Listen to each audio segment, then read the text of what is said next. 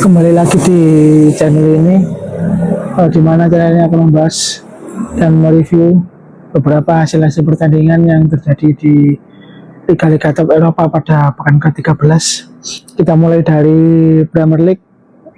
Manchester City menang dengan susah payah dengan skor 3-2 melawan Leeds United, di mana gol penentu kemenangan Manchester City dicetak oleh Phil Foden di menit-menit akhir pertandingan. Pep Guardiola di sini menurunkan formasi yang berbeda dari formasi sebelumnya, yaitu formasi 4-3-3, di mana mungkin tujuannya Pep Guardiola ingin menambah produktivitas serangan mereka, dan terbukti 2 gol Manchester City terjadi di menit-menit awal pertandingan melalui formasi ini.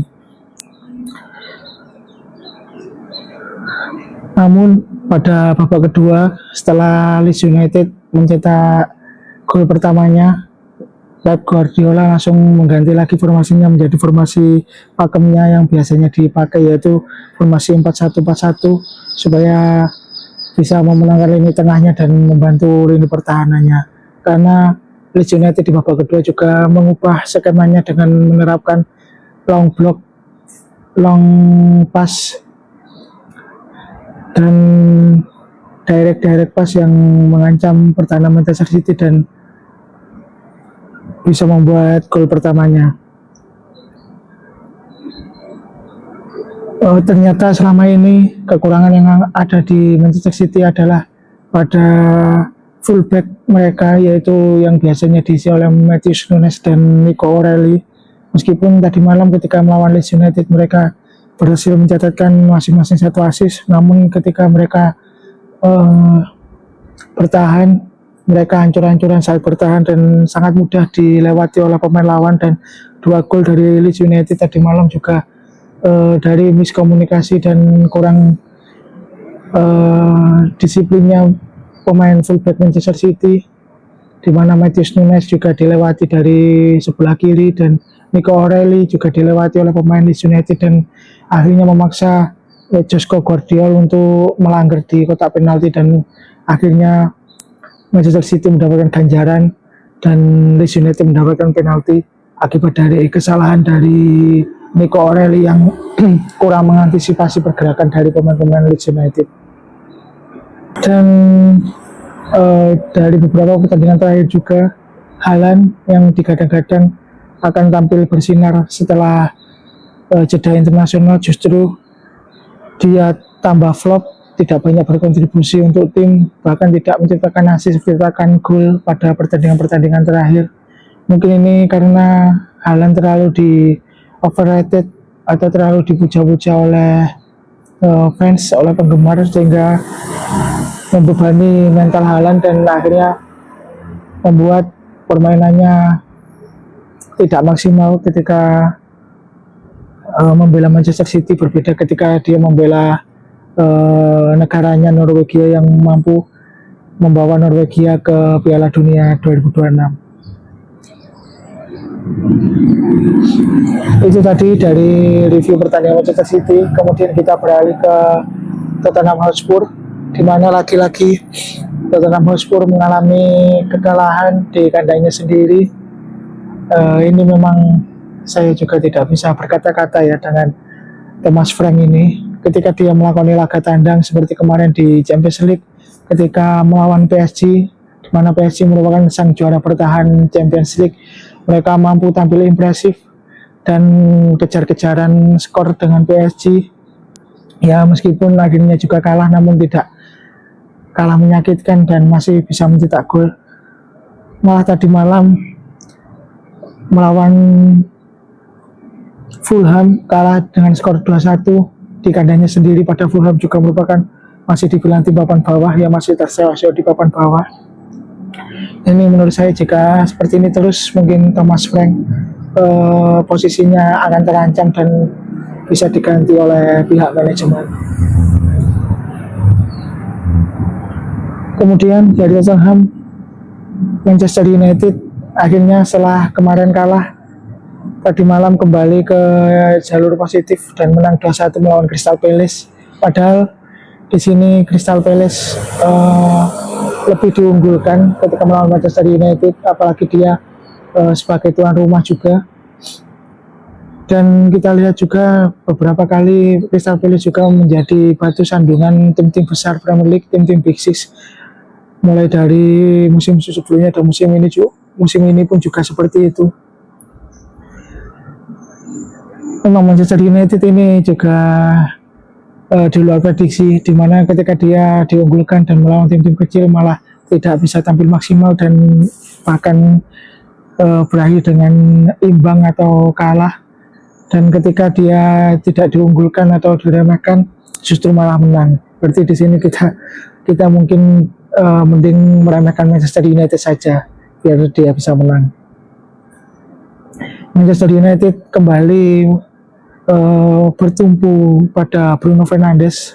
Saya juga tidak bisa membayangkan apabila tim ini tidak ada Bruno Fernandes, di mana dia merupakan seorang pemain yang mempunyai kreativitas yang tinggi, visi yang sangat baik juga. Dan tadi malam juga menorehkan 2 assist, 2 gol dari Manchester United, merupakan 2 assist dari Bruno Fernandes. Dan Zirkzee yang menjadi sebenarnya bukan pemain utama Manchester United, bukan striker utama, namun bisa tampil baik dan menolong Manchester United ketika para striker-strikernya tidak bermain dengan apik. Seperti tadi malam Mbeumo seperti hilang dan mendapatkan rating rendah jika kita lihat di statistiknya di line up Manchester United. Dan tadi malam juga Matheus Cunha dan Benjamin Sesko juga tidak bisa tampil karena cedera. Dan Zirkzee yang masuk sebagai pemain pengganti atau menjadi starter untuk menggantikan para striker-striker Manchester United yang masih cedera bisa tampil apik dan menciptakan 1 gol. Dan kita beralih ke Liverpool. Akhirnya Liverpool setelah beberapa kali rentetan kekalahannya, tadi malam memutus rentetan kekalahan itu. Liverpool menang 2-0 melawan West Ham United.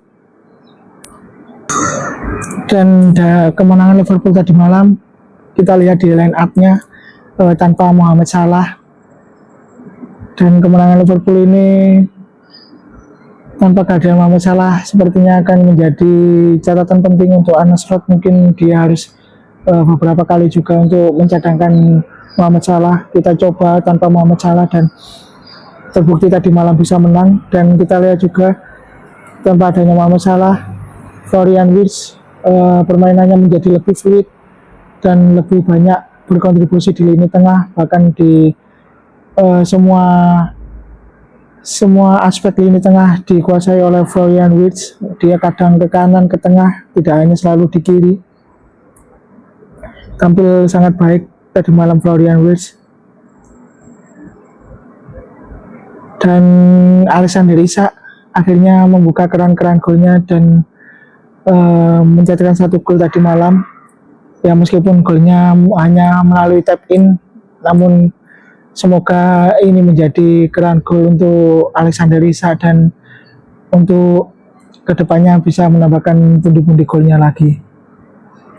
Namun anehnya di sini Arne Slot masih banyak menuai kritikan setelah dia mengganti Florian Wirtz yang tampil apik di mulai babak pertama, diganti di menit 75 dan pergantiannya malah diganti oleh Curtis Jones lagi, di mana Curtis Jones ini tidak bermain terlalu apik, padahal di bangku cadangannya masih ada Federico Chiesa, masih ada beberapa pemain-pemain lainnya. Bahkan lebih baik juga memasukkan Salah daripada Curtis Jones. Namun Arne Slot masih memilih Curtis Jones dan digantinya juga masih di menit 75 loh, bukan di menit-menit akhir pertandingan di mana masih ada 15 menit tersisa. Dan Wirtz terlihat tadi malam saya lihat sedikit kecewa dengan pergantian ini. Setelah dari Liverpool, kita ke laga yang banyak ditunggu oleh fans-fansnya tim London, yaitu terjadi tadi malam derby London antara Chelsea melawan Arsenal. Namun hasil akhirnya hanya imbang 1-1. Namun banyak momen-momen terjadi di sini, yaitu Chelsea meskipun bermain dengan 10 orang, tapi dia tidak tampil bertahan, justru tampil lebih menyerang. Terbukti dengan pergantian pemainnya ketika biasanya pemain-pemain lain bermain dengan 10 orang, banyak pemain yang berada di lini tengah, pemain-pemain lini tengah mereka diganti dengan pemain bertahan. Namun berbeda dengan Chelsea, dia mengganti pemain-pemainnya yang sesuai porsinya, bukan diganti dengan pemain bertahan dan juga tidak bermain bertahan.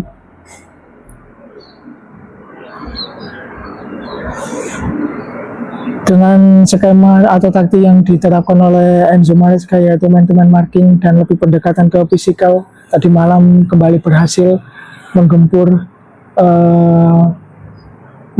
dan menahan permainan dari Arsenal, bahkan yang pada pertandingan sebelumnya mampu membabat Barca dengan skor 3-0, dan Arsenal tadi malam juga kesusahan melawan taktik yang diterapkan oleh Enzo Maresca ini.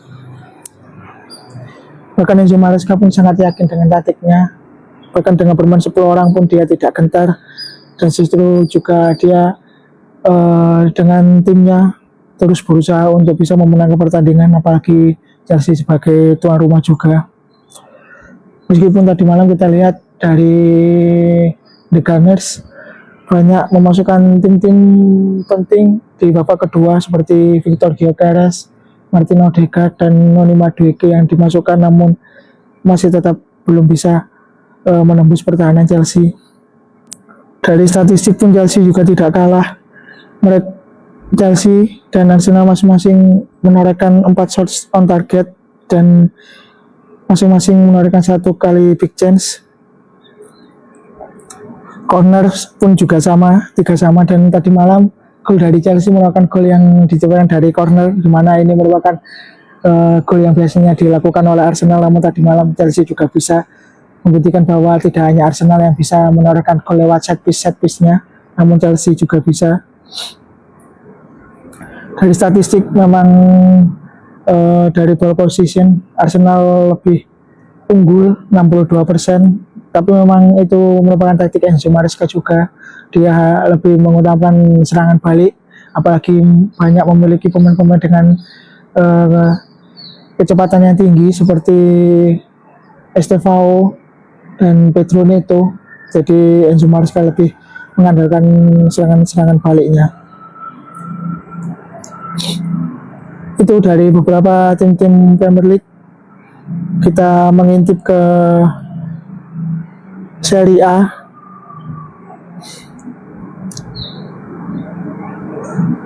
Di mana Serie A merupakan tim yang sangat sengit, maksud saya liga yang sangat sengit saat ini bisa dibilang dibandingkan dengan liga-liga top Eropa lainnya, di mana selisih poin antar tim-tim di Serie A, apalagi di peringkat atasnya, memiliki selisih poin yang sangat tipis.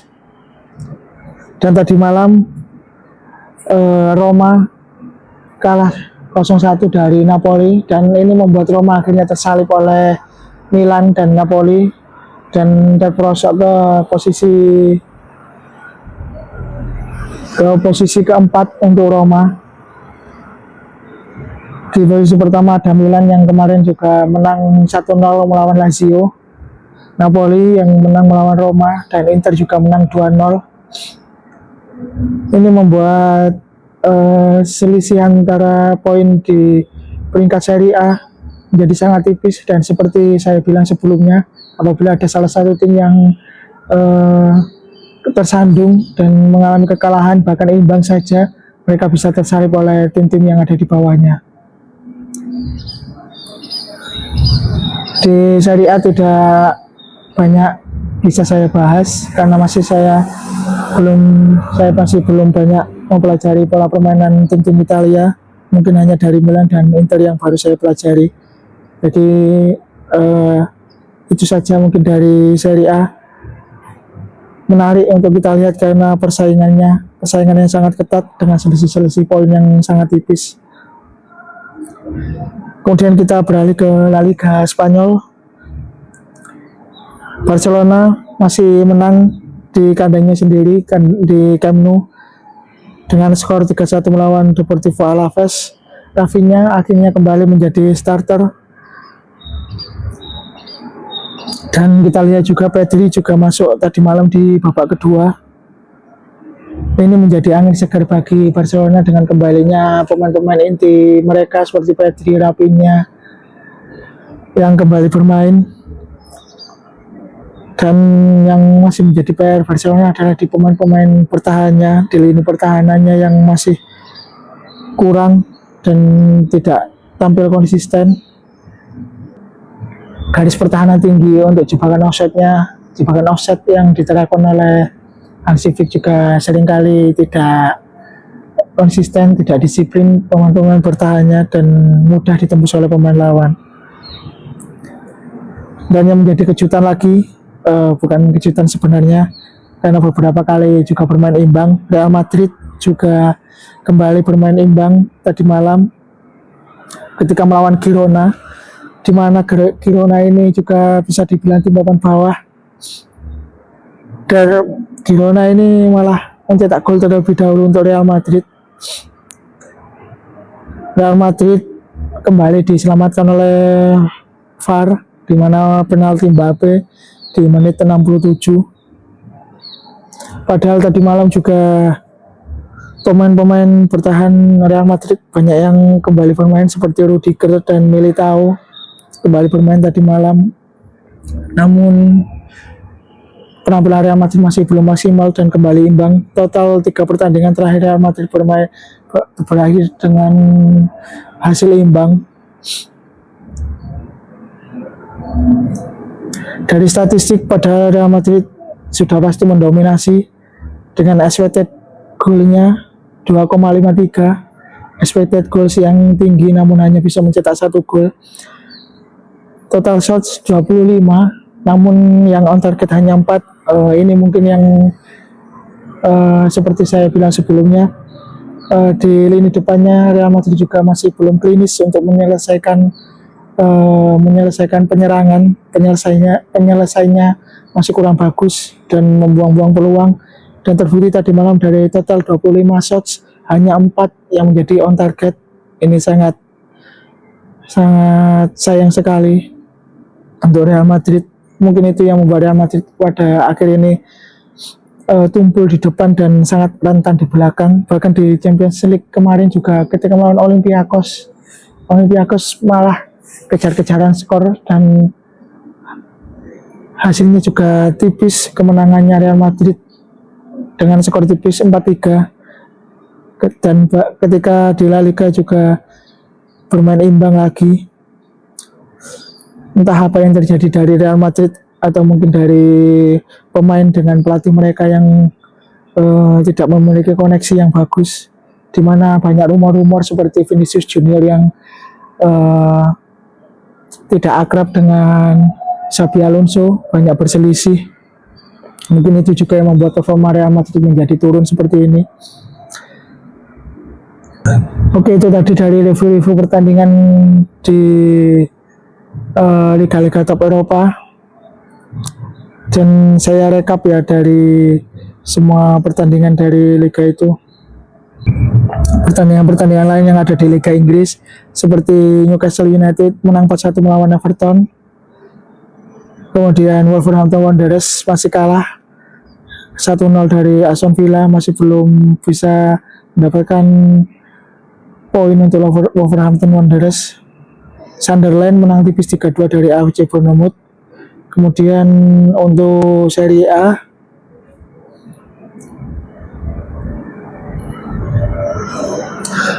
Como menang 2-0 melawan Sassuolo yang menjadi timnya Jay Itzes. Juventus menang tipis 2-1 dari Cagliari. Inter menang 2-0 dari Pisa. Atalanta menang 2-0 lawan Fiorentina, dan beberapa pertandingan lainnya. Kemudian kita lihat dari La Liga, Atletico Bilbao menang 2-0 dari Levante. Atletico Madrid juga menang 2-0 dari Real Oviedo. Sevilla justru kalah 0-2 dari Real Betis. Memang Real Betis saat ini sedang dalam performa terbaiknya juga. semenjak kedatangan Anthony dari Manchester United. Valencia malah bermain imbang 1-1 melawan Rayo Vallecano. Itu tadi untuk hasil-hasil pertandingannya di liga-liga top Eropa. Dan kita coba lihat dari klasmennya, di mana di La Liga klasmen sementara posisi pertama diduduki oleh Barcelona dengan 34 poin. Di posisi kedua Real Madrid karena 3 pertandingan terakhir mereka tidak bisa mendapatkan poin penuh, hasilnya maksimal dan hanya bermain imbang, akhirnya disalip Barcelona dan selisih 1 poin dengan Barcelona dengan poin 33 di peringkat kedua. Peringkat ketiga Villarreal dengan poin 32 dan peringkat keempat Atletico Madrid dengan poin 31. Ini sengit juga untuk La Liga ya, tidak hanya Serie A, ternyata La Liga juga sengit di mana selisih poinnya juga tipis, bahkan Atletico Madrid juga bisa menyalip Barcelona atau Real Madrid juga. Ternyata sengit juga di La Liga persaingannya. Kemudian di Serie A kita lihat Milan menduduki peringkat pertama dengan 28 poin. Napoli memiliki poin yang sama namun kalah selisih gol. Inter berada di posisi ketiga dengan 27 poin, sama dengan Roma poinnya 27. Dan Como yang menjadi tim pengusaha dari Indonesia menduduki posisi kelima. Como memang tampil sangat baik di musim ini, apalagi kedatangan Morata dan penampilan apik dari Nico Pas. Itu tadi dari Serie A. Kemudian kita lihat klasemen di Premier League yang pelan-pelan menjadi persaingan yang sengit ketika Arsenal tadi malam ditahan imbang oleh Chelsea dan akhirnya selisih hanya 5 poin dari peringkat kedua. Arsenal 30 poin, peringkat kedua Manchester City dengan 25 poin, Chelsea peringkat ketiga 24 poin, dan Aston Villa mengejutkan berada di posisi 4 dengan 24 poin, di mana banyak tim Big Six lainnya seperti Manchester United, Liverpool, dan Tottenham yang terseok-seok di papan tengah klasmen, di mana Manchester United dan Liverpool memiliki poin yang sama 21 dan Tottenham terperosok ke posisi 12 dengan poin 18. Itu tadi hasil-hasil pertandingan dari liga-liga top Eropa dan klasmen sementara dari liga-liga top Eropa. Semoga video ini menarik dan menjadi sedikit pengetahuan untuk kalian. Terima kasih.